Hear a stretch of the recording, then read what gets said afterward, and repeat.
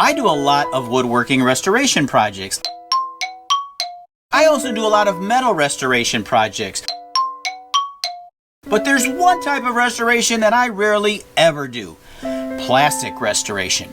Plastic restoration? Yep, plastic restoration.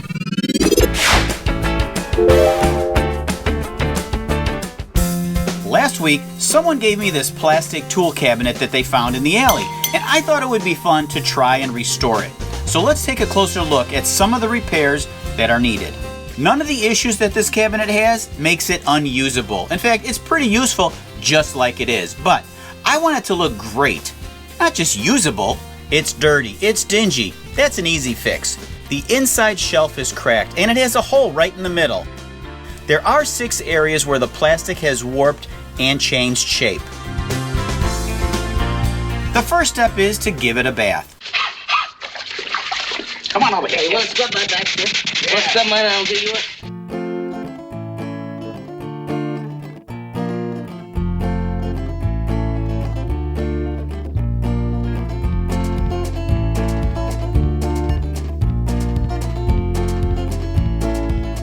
To fix these warped spots on the door, I'm going to use a heat gun with a drywall knife.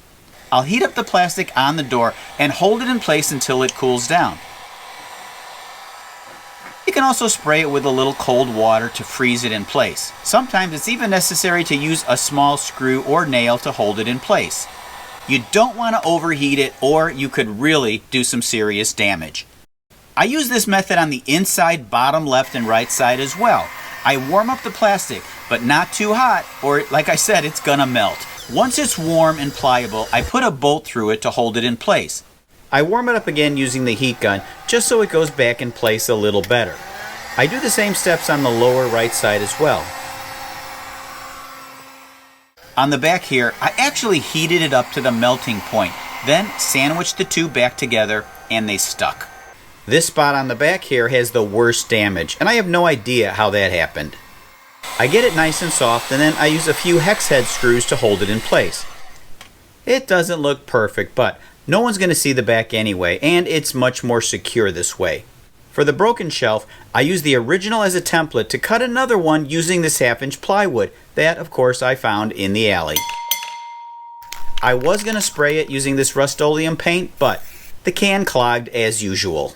By the way, I hate Rust-Oleum spray paints. I even made another video about my bad experiences using this stuff. Link up here. This stuff always clogs on me, so I ended up grabbing my Krylon spray, which never clogs.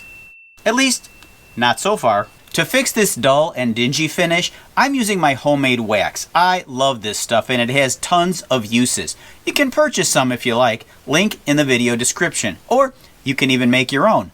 That link is also in the video description. But just look at the difference. It's clear to see that on the left side I used the wax. What a difference.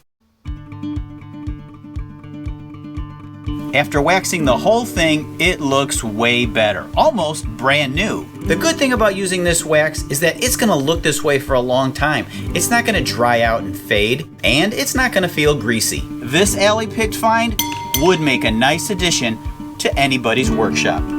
I'm Tom, this is Alley Picked, and thanks for watching.